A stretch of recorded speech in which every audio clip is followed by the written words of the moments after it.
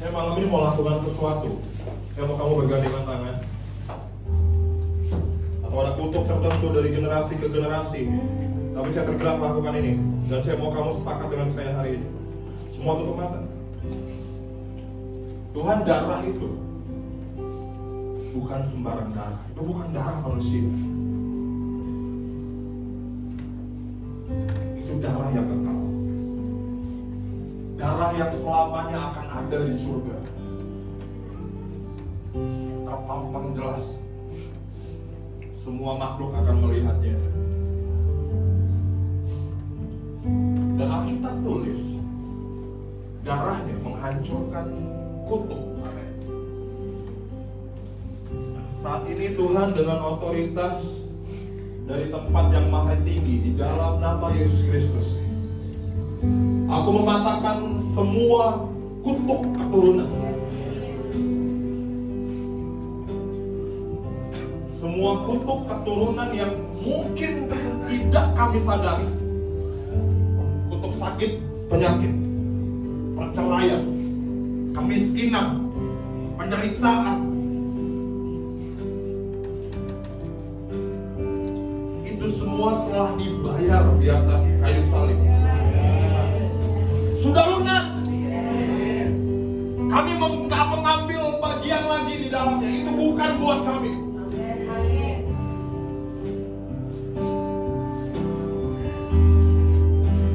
Kami hanya berjalan dalam kebaikan dan kebaikan-Mu Tuhan. Sekali lagi di dalam nama Yesus Kristus, aku mematahkan setiap kutuk keturunan yang pernah dibangun oleh generasi kami sebelumnya. Mungkin oleh kakek moyang kami, kakek kami, nenek kami, orang tua kami, apapun. Semua perjanjian yang pernah dibuat oleh kegelapan biar malam ini dibatalkan oleh darah anak domba di dalam nama Yesus. Kami adalah generasi yang terputus dari kutuk. Kami adalah generasi yang dimerdekakan.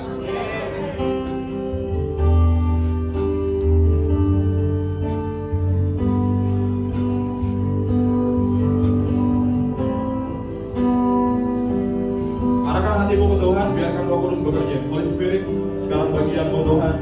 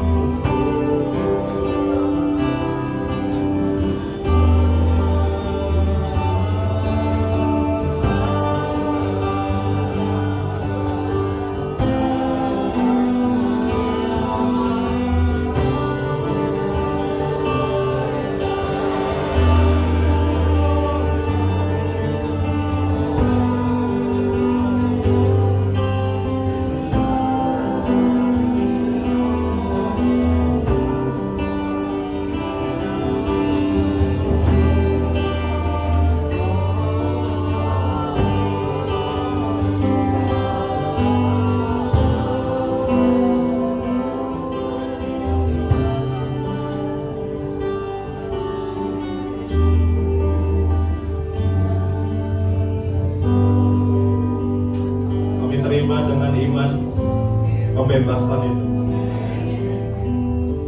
Kami adalah generasi yang merdeka.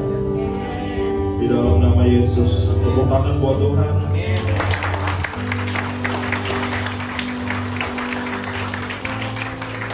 Silakan duduk. Teman-teman semua, Bapak Ibu, saudara-saudara. Saya akan akan singkat aja ngomongin apa yang Yesus kerjakan bagi kita. Saya selalu saya bisa bilang ini pewahyuan pribadi saya tentang pengorbanan Yesus. Yesus mati buat banyak hal buat kita. Tapi ada satu hal yang gak tergantikan. Kalau Yesus mati buat kamu diberkati, orang dunia juga bisa cari berkat, betul kan? Tapi Yesus mati buat satu jawaban yang kuat banget. Kita buka Matius 27, 50 sampai 51. Sebantu sharing. Kamu yang belum nonton Passion of the Christ bisa nonton ya. Pulang ini cari filmnya. Kamu yang belum pernah nonton. Saya masih ingat ada satu kisah dari zaman saya pelayanan di youth. Ada satu orang anak youth datang ke saya karena anak ini nggak meyakinkan. Jadi dia datang sama saya. Pak Santo, nanti komsel Tuhan bilang sama saya. Gue bilang apa? Tuhan suruh putar Passion of the Christ lagi komsel, random banget kan? Dia tahu. Nanti Pak Santo datang ya. Saya merasa Tuhan suruh saya putar Passion of the Christ lagi komsel nanti. Saya sombong rohani kan, saya merasa senior. Oke. Tapi saya nggak datang. Karena dia nggak meyakinkan banget kan. Iya sih, gitu. Ya saya yayain aja waktu itu. Saya ingat cerita, minggu itu dia komsel. Itu random banget, suasana bukan suasana pasca cuy. Komsel biasa doang. Tapi dia ngerasa Tuhan bilang ke dia suruh putar film The Passion of the Christ. Saat itu komsel, dia putar film Passion of the Christ. Dia turutin apa yang Tuhan bilang ke dia. Saya tidak datang. Saya ragukan apa yang dia dapat dari Tuhan. Saya nggak muncul di komsel itu, saya remehin dia. Tapi nggak tahu gimana, malam itu ada orang dari agama yang lain, bukan Kristen, tiba-tiba datang ke komsel itu. Nggak kenal Yesus. Sepanjang komsel nonton film itu, nangis bombay. Saat itu juga di komsel itu orang pendatang baru ini terima Yesus. Lagi saya dengar cerita itu, saya minta bertobat tuh kan, Santo lu. Anak itu dengar suara Tuhan lu remehin.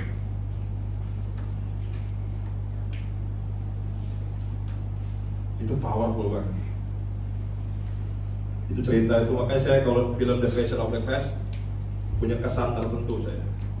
Satu orang diselamatkan gara-gara nonton film itu. Film itu dibuat Mel Gibson. Tahu Mel Gibson? Tapi dia buat itu menurut sejarah Katolik ya. Jadi kamu ada Saint Veronica kasih kain ke Yesus yang di Alkitab tidak ada. Tapi sebenarnya itu nggak menggambarkan jelas secara literatur. Kalau kamu baca literaturnya, apa yang Yesus lewatin, kejam. Dia tuh nggak tidur loh. Dari malam dia berdoa di Getsemani sampai dia itu seharian tuh dia nggak tidur. Dia nggak tidur sampai jam 3 sore dia nggak meninggal sih, dia tuh nggak mati. Jangan salah, Yesus tuh nggak mati. Dia menyerahkan nyawanya. Karena sudah kepadamu kuserahkan rohku. Dia nggak mati sebagai manusia. Dia serahin. Dia kalau nggak serahin dia masih hidup lagi. Dia serahin nyawanya ke Bapa. Ya. Lagi Yesus mati ada satu kejadian aneh yang terjadi di sepanjang sejarah Yahudi. Kita buka ya. Matius tadi 27 ayat 50-51.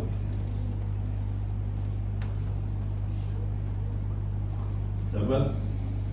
Ini momen saat dia meninggal, saat dia serahin nyawanya. Dikatakan, sudah. Lalu Yesus berseru pula dengan suara nyaring. Dikatakan apa? Lalu dia menyerahkan nyawanya. Bukan diambil, diserahkan. Dan lihatlah, saat itu tabir bait suci terbelah dua dari atas sampai ke bawah, dan terjadi gempa bumi dan bukit-bukit batu terbelah. Jadi lagi Yesus meninggal, Yerusalem gonjang-ganjing. Bahkan kalau kamu baca ayat berikutnya 52 itu orang-orang mati bangkit dari kubur. Kita sering gak mention kejadian ini ya. Tapi ini ngeri banget. Tiba-tiba Yerusalem penuh dengan zombie hari itu. Tapi itu yang ditulis, ayat 52, coba kasih lihat. Matius tulis ini. Dan kuburan-kuburan terbuka, dibilang apa? Dan banyak orang kudus yang telah meninggal, dibilang apa? Bangkit. Sama nggak? Banyak zombie hari itu. Amin. Jadi film zombie itu di Alkitab.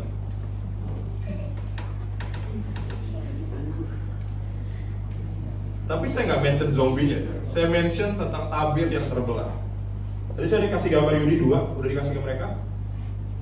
Apa sih tabir, apa sih itu Pak Santo? Artinya apa tabir itu? Nah, coba ini. Nah, ini tabernakel, ini kemah Musa di atas. Musa itu buat kemah supaya Tuhan di perjanjian lama tinggal bersama-sama umat.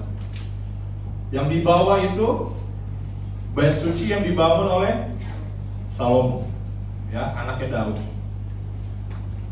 Di dalam bait suci ini, enggak yang atas yang enggak bawah, punya 3 bagian. Ada yang namanya pelataran, ya, di depan, ya. Terus ada ini pelataran, ya, ini pelataran nih. Ada apa? Di sini nih, buat taruh kambing dibakar-bakar di situ. Bukan buat bakar-bakar ya, buat korban. Bisa lagi malam baruan. Di sini ada ruang kudus. Ini ruang kudus. Ya, ruang kudus. Ini tirai. Nah, tirai itu yang dibilang tadi, tirai itu tingginya itu 60 feet. Itu berapa ya 60 feet itu? 60 kaki. Tinggi banget. Seberapa itu ya? Apa sih itu? 60 kaki. Tebalnya 10 cm. Jadi tirai itu tebalnya kayak martabak cuy. Itu bukan kayak hordeng rumah kamu yang tipis-tipis 70.000, bukan.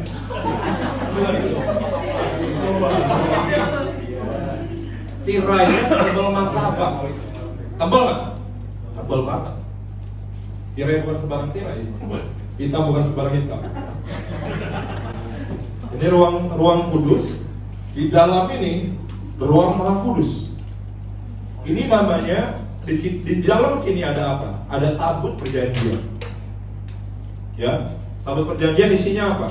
Tongkat Harun dan 2 loh batunya Musa. Di ruang maha kudus, Tuhan hadirnya di sini.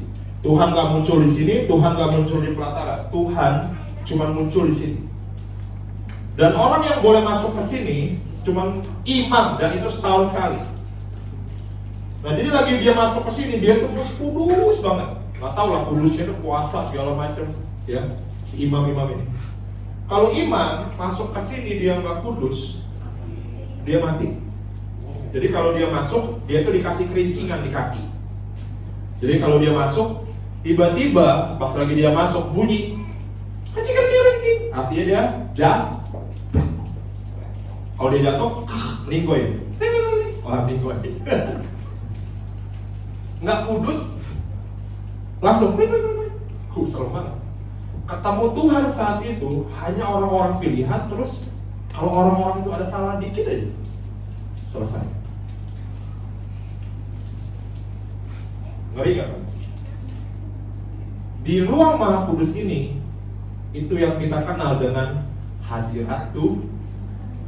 Apakah Tuhan yang muncul celik gitu? Bukan. Ini hadiratnya yang kudus memenuhi ruangan. Tirai ini tirai yang setebal martabak itu. Ya, balik lagi kayak tadi. Oh, satu gambar lagi. Saya juga gambar soal itu Mas. Nah, ini gambarnya lebih jelas lagi. Nah, ini realita yang digambarkan ya. Tirainya hari itu sobek. Lagi Yesus mati, diserahkan nyawanya. Tirai itu terbelah. Terbagi 2. Pertanyaannya, itu punya arti nggak? Itu tebal banget. Bukan tangan manusia yang sobek itu. Artinya saat Yesus mati, tidak ada lagi batasan antara manusia dan hadirat Allah. Yang dulu di perjanjian lama, kita orang mau berjumpa dengan Tuhan hanya orang-orang tertentu, dan orang-orang tertentu itu bisa mati mau berjumpa dengan hadirat Tuhan. Sekarang kamu lihat di gereja, kita dengan mudah menikmati hadirat Tuhan. Mati gak? Nggak ada yang mati. Makanya Alkitab tulis, apa yang diinginkan oleh para nabi dahulu tidak mereka lihat, tapi kamu yang alami. Dan kamu anggap itu murahan. Menyedihkan banget. Kita anggap hadirat Tuhan remeh. Orang zaman dulu lihat hadirat Tuhan takut. Dengar kata the presence of God, merinding mereka. Kamu hadirat Tuhan turun hari ini, kamu bisa ngantuk. Kurang ajar.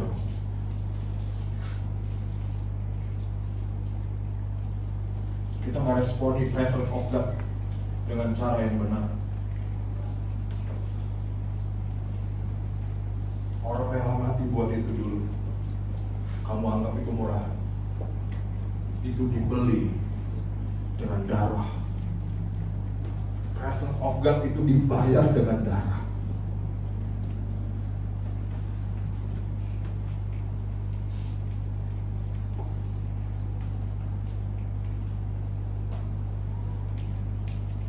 Kalau kamu nyembah Tuhan nggak serius, nggak usah nyembah. Imam-imam rela mati buat itu.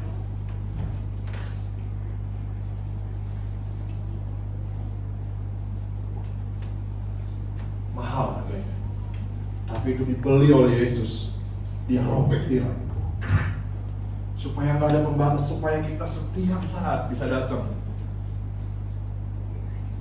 Kamu datang, zaman dulu orang mesti kudus dulu buat ketemu Tuhan. Kalau nggak mereka mati. Sekarang kebalik.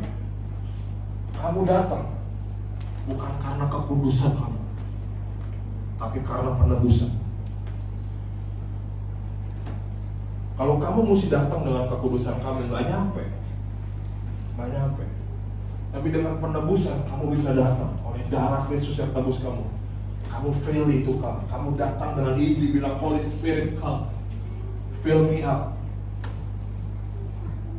Penuhi aku. I want your presence. Aku ingin hadiratmu Tuhan. Saya mau tabrak pola pikir kamu. Banyak orang merendahkan hadirat Tuhan hari-hari ini. Orang-orang bilang ada worship nggak usah lama-lama. Worship 1 lagu 2 lagu cukup lah. Kayak nyanyi di sekolah. Hati kita kalau nggak longing for the presence. Kalau kita datang ke Tuhan hanya cuman buat nyanyi doang, ya, datang nyanyi sekedar nyanyi, kamu gak akan berjumpa dengan hadirat Tuhan. Serius. Tapi kalau kamu datang karena menginginkan Tuhan, I want you.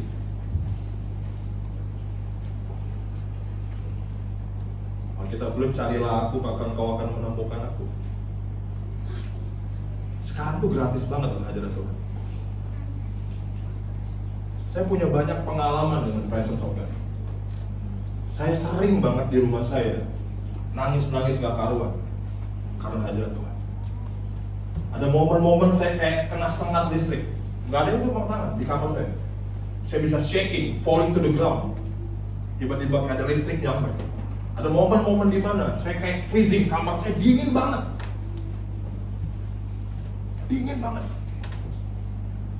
Ada momen-momen waktu itu saya belum punya AC, tapi kamar saya dingin banget. Sampai shaking. Itu manifestasi dari kamu mengalami hadirat Tuhan. Ada satu orang namanya Robert Liardon. Dia bilang gini, gua mau mengurung diri, gua mau alami yang namanya hadirat Tuhan. Dia mengurung diri 10 hari hanya untuk berdoa dan berpuasa. Anak muda ini berdoa mencari wajah Tuhan. Selama 10 hari, di hari yang ke-10 dia nggak rasakan apa-apa. Dia nggak rasakan apa sih namanya, sensasi setrum lah apa, dia nggak alami itu. Tapi suatu kali di hari yang ke-10, karena dia punya pelayan di rumahnya, pelayannya, pembantunya tiba-tiba mau bawa makanan ke kamar dia tanpa sengaja. Ini kisah nyata ya, ini nggak dibuat-buat. Saya mau ngomong tentang presence of God, karena ini yang Yesus bayar. Nggak ada yang lebih berharga dari ini.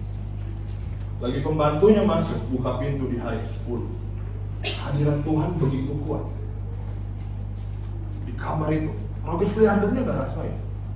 Tapi pembantunya rasain. Nah, kuat berdiri. Itu ditulis di bukunya. Satu hari ada satu hamba Tuhan namanya Tommy Tenney. Dia buat buku namanya Pemburu Tuhan. Di kantor saya ada 2 bukunya, kalau kamu baca saya bisa pinjam. Dia buat buku The Chaser of God, Pemburu Tuhan. Tiba-tiba lagi mereka ibadah, Tommy Tenney kalau nggak salah di Seattle.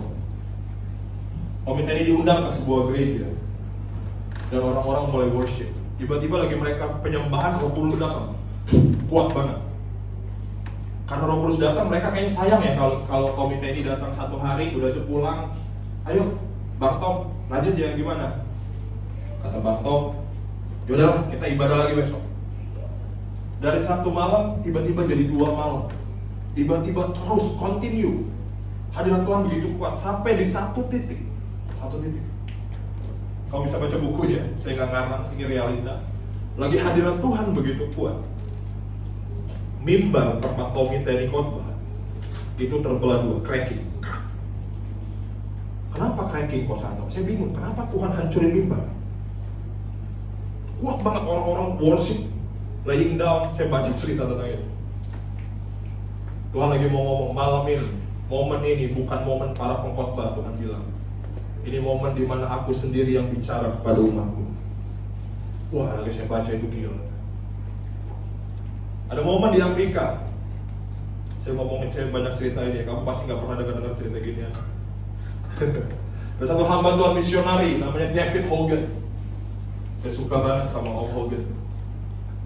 Wah, dia pernah didukun sama dukun Afrika, mati kena jantung, bangkit lagi.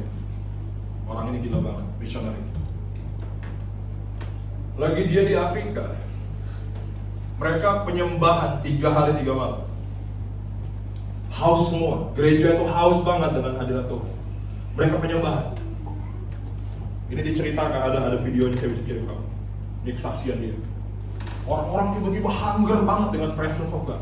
Orang-orang lapar akan hadirat Tuhan saat mereka menyembah. Saya ceritain beberapa kali sama Jeko. Tiba-tiba kemuliaan Tuhan, awan kemuliaan turun di tengah-tengah ibadah, berwarna ungu dan keemasan. Itu yang mereka gambarkan. Yang lucunya, saat kemuliaan Tuhan turun, ini saya nggak ngarang ya, ini realita yang saya pelajari bertahun-tahun. Lagi hadirat Tuhan turun dalam kemuliaan Allah. Orang-orang di kebaktian udah nggak sanggup lakukan apa-apa. Semua pada terkapar ke tanah. Kamu tahu, Alkitab tulis di Raja-Raja, saat kemuliaan Tuhan turun, nggak ada satu orang pun yang sanggup berdiri. Semua berlutut di hadapan Tuhan. Itu terjadi di kebaktian mereka selama 3 hari 3 malam. Di tengah semua itu, karena orang-orang nggak kuat sampai berdiri, kamu tahu nggak? Apa yang terjadi? Bahkan dia cerita, David Hogan cerita. Ini lucu banget. Di tengah-tengah lawatan Tuhan yang kuat, saya nggak tahu itu berapa jam, dia mikir, waduh, karena di Afrika kan, di Afrika itu kalau kebaktian pasti ada yang masak di dapur. Nanti, waduh, David Hogan mikir gini, wah, yang di dapur dilawan Tuhan nggak ya? Kalau dilawan Tuhan, nanti masakannya gosong nggak ya? Kepikiran soal jemaat, karena jemaatnya banyak kan? Gimana ini dia bilang? Akhirnya dia pelan-pelan merangkak merayap ke dapur, dia lihat. Kamu boleh percaya apa enggak? Itu dia lihat tungku itu bergerak sendiri. Dari penjelasan dia, saya rasa itu malaikat yang lakukan bagian saat anak-anak Tuhan di zaman Tuhan. Dan dukun-dukun, imbas ratusan meter dari tempat ibadah itu banyak dukun banget. Dukun-dukun dihantam oleh hadirat Allah. Zaman dulu, kalau kamu nonton Indiana Jones, saya ngomongin hadirat Tuhan agak lama ya, supaya kamu tahu betapa berharganya ya. Kalau kamu nonton Indiana Jones, pernah nonton itu? Orang-orang tahun 90s, 90, 80 tahu ini. Indiana Jones, kisah tentang orang-orang yang mengejar harta terpendam. Kamu tahu nggak harta yang terpendam itu apa? Tabut perjanjian. Tabut perjanjian punya makna saat satu bangsa punya tabut perjanjian, mereka nggak pernah kalah perang. Itu diperebutkan oleh bangsa-bangsa. Tabut perjanjian adalah simbol dari hadirat Tuhan. Ada satu kisah namanya Obed-Edom. Mereka ini bukan anak Tuhan, mereka bukan orang Yahudi, mereka orang Gad ditulis. Mereka menyembah berhala. Tapi suatu hari tiba-tiba mereka dititipin tabut perjanjian, Obed dan Edom, ditaruh di rumah mereka. Hadirat Tuhan ada di situ dan dikatakan Tuhan memberkati mereka. Kebayang nggak kamu orang yang nggak kenal Tuhan, lagi dia ada hadirat Tuhan di rumahnya, hidupnya berubah. Apalagi kamu orang-orang tebusan Tuhan. Tapi lucunya kita orang Kristen nggak ngerti betapa berharganya ini. Itu yang buat kita malas doa.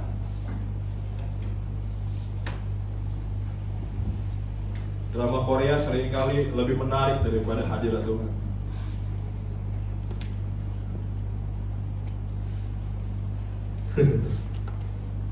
Amin.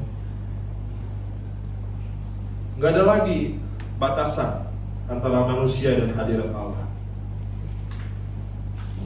Ini mahal banget. Yang kedua yang Tuhan hancurkan setelah ini, namanya sistem, yaitu religion, yaitu agama. Kekristenan ini menarik.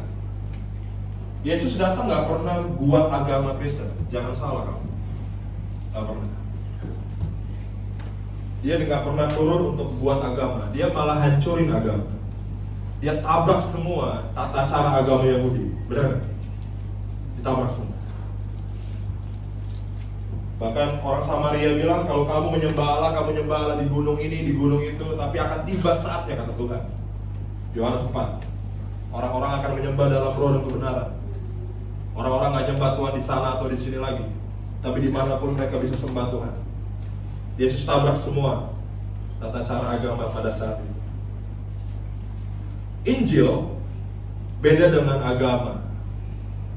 Agama selalu bilang lakuin ini, lakuin itu, lakuin itu. Tapi Injil bilang menjadi. Kalau agama bilang do this, Injil bilang become this. Tuhan gak pernah bilang lakuin hal-hal yang kudus, dia bilang jadilah kudus. Kenapa dia bilang jadi? Kalau kamu ketemu Peter Parker, kamu bilang gini sama Peter, jadilah Peter, Spider-Man. Jadi Spider-Man dong Peter. Kalau kamu ketemu Kotaro Minami, kamu bilang, bro, jadi Kamen Rider dong. Kenapa kamu bisa suruh mereka jadi? Karena Spider-Man sudah ada di dalam dia. Kamen Rider di dalam Kotaro Minami. Spider-Man di dalam Peter Parker. Kekudusan sudah di dalam kamu. Kekudusan bukan di luar. Kekudusan is already inside of you. Kamu adalah bangsa yang kudus, kata Tuhan. Kita ngomong itu minggu lalu. Kekudusan sudah kamu miliki. Itu gak di luar. Kita pikir kita harus raih something buat kudus. No, it's already inside.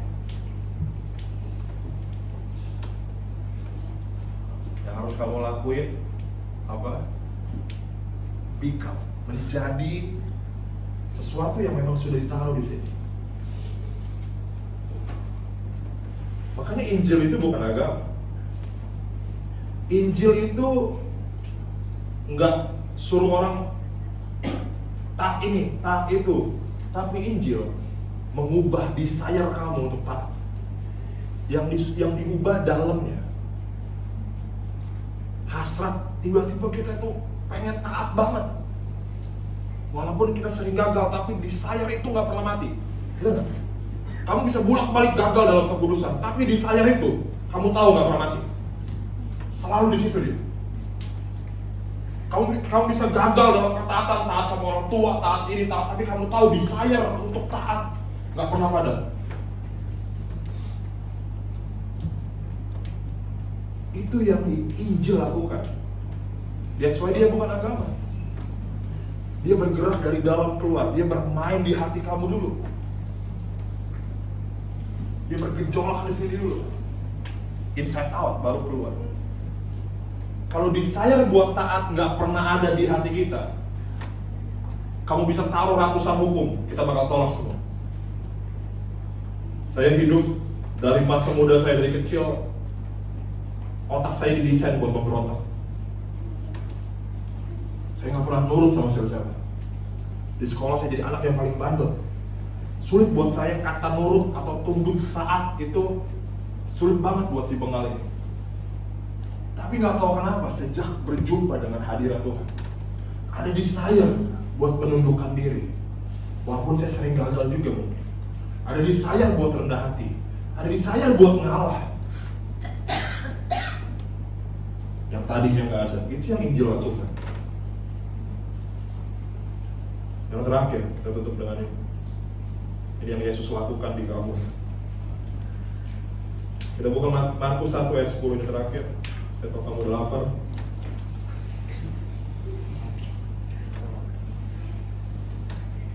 Markus 1 ayat 10. Bisa tayangin, Rina.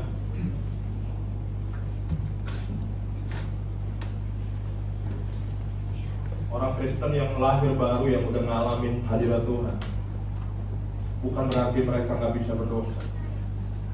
Jangan pikir orang yang udah dipenuhi Roh Kudus, baca Alkitab tiap hari, doa tiap hari nggak bisa buat dosa.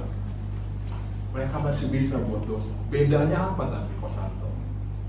Mereka udah nggak bisa menikmati lagi dosa. Kalau kamu hidup dalam Roh Kudus, bisa banget jatuh dalam dosa. Tapi saat kamu jatuh itu sakit banget, gak enak banget, gak nyaman, gelisah, gak tenang kamu. Dulu kita belum kenal Tuhan, kita buat dosa, semua mau kita gak berasa. Hati kita mati kan? Bener gak sih?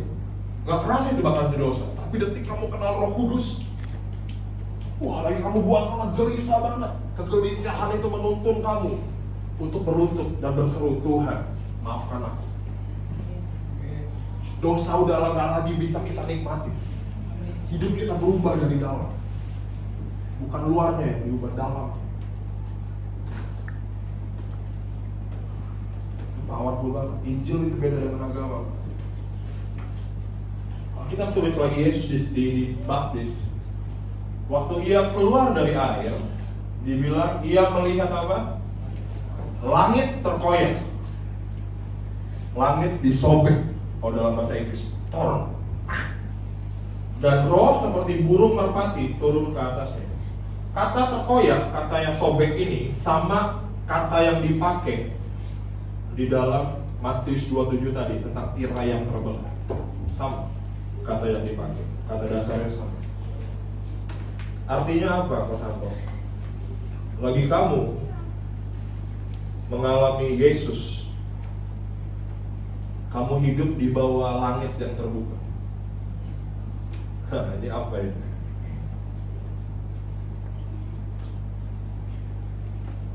You are living under the open heaven. Yakub, Alkitab tulis Yakub, suatu kali dia tidur. Ini realita kamu, bukan cuma realita Yakub.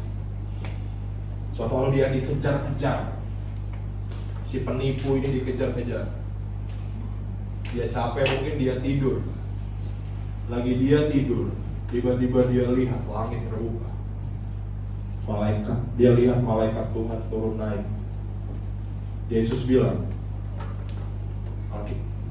surga terbuka, malaikat turun naik melayani anak manusia. Kamu tahu nggak kamu hidup dalam realita itu? Malaikat diciptakan untuk melayani kamu.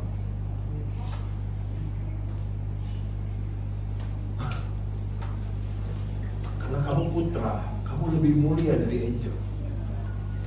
Bahkan Alkitab terus di Korintus, tidak tahukah kamu kalau kamu akan memerintah para malaikat?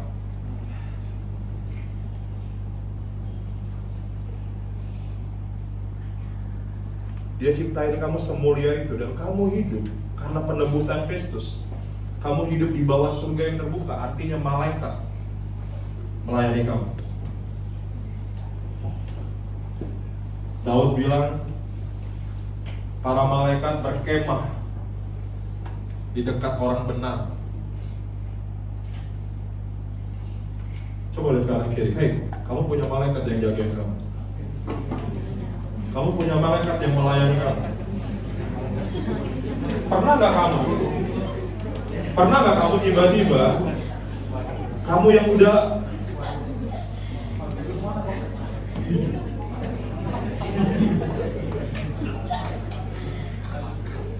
kayaknya nggak yakin muka kamu ya. Kamu nggak yakin malaikat melayani kamu.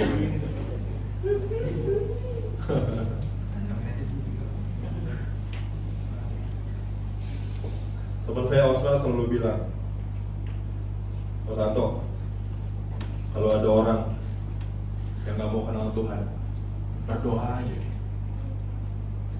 Karena mereka punya malaikat mereka sendiri. Bahkan Alkitab terus di Ibrani, malaikat itu diberi bagi mereka supaya mereka mengalami keselamatan. Jadi malaikat itu Tuhan lepaskan, bukan hanya buat anak-anaknya doang, tapi untuk orang-orang yang belum percaya pun Tuhan kirim malaikat ke mereka. Ada orang-orang yang gak ngerti, kenapa gue bisa di gereja ya?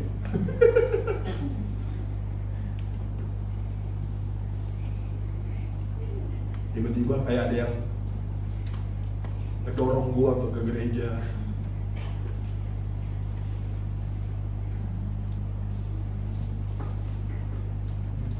Kalau kamu hidup di bawah surga yang terbuka, apa yang kamu takutin? Lucu kalau anak Tuhan lewat gang gelap takut setan.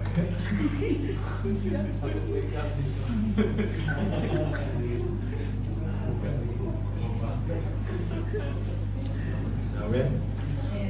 Gelap dikit takut. Hei, kamu hidup di bawah realita kerajaan Allah. Kamu yang belum dapat jodoh, bilang, malaikat tolong bantuin gue dong.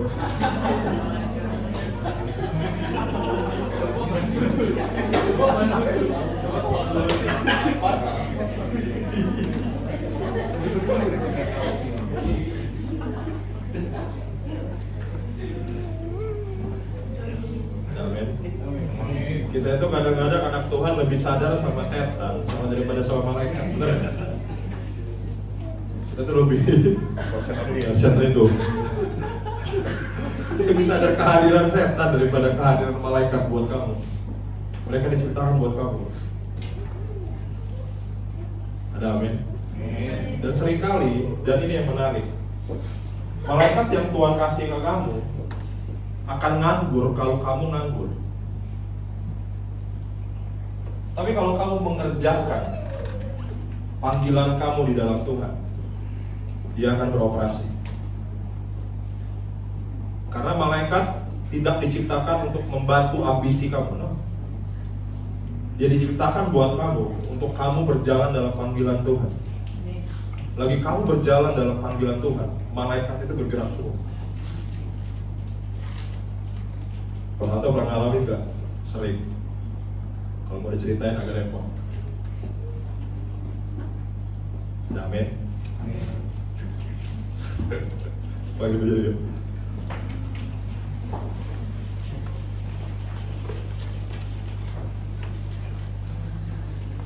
Saya ingat pertama kali Oci datang ke gereja, saya nggak kenal dia. Tiba-tiba saya bilang, Oci, ada malaikat di atas kepala kamu. Secara roh saya lihat ada malaikat lagi hampiri dia.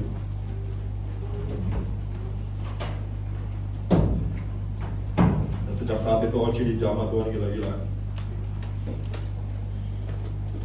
Malaikat di Alkitab tulis Daniel.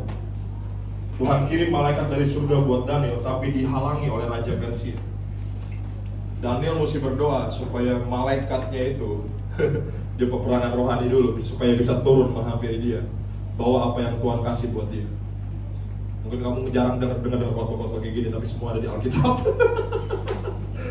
Kita senangnya khotbah jadi sukses ya. Amin. Saya nggak ngajarin itu di sini. Saya ngajarin realita kerajaan surga. Saya mau kamu ngalamin realita ini malam ini. Amin. Saya mau berdoa bagi kamu. Saya mau kamu tutup mata. Tuhan, aku berdoa saat ini.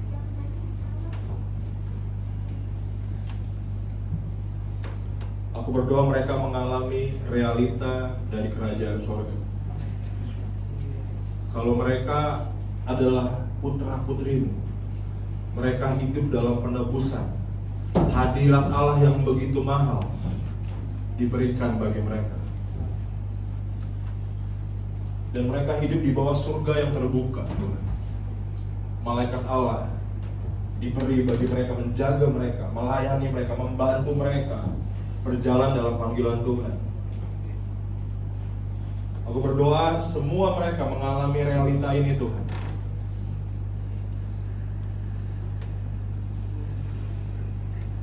Buat mereka mengalami perjumpaan dengan kerajaan surga. Biarlah di bumi seperti di surga. Di hidup mereka Tuhan, mereka ngalamin surga itu nyata. Surga bukanlah hari nanti setelah kami meninggal, no.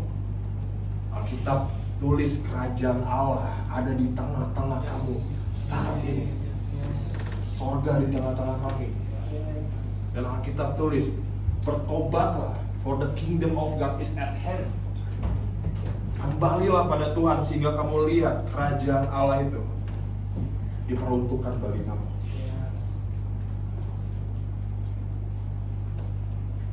Terima kasih Tuhan. Terima kasih buat Paskah, terima kasih buat pengorbanan Kristus. Biar malam ini jadi malam spesial di mana hati kami terhubung kembali dengan Tuhan Yesus Kristus menebus kami. Di dalam namamu kami berdoa. Amin. Tepuk tangan buat Tuhan.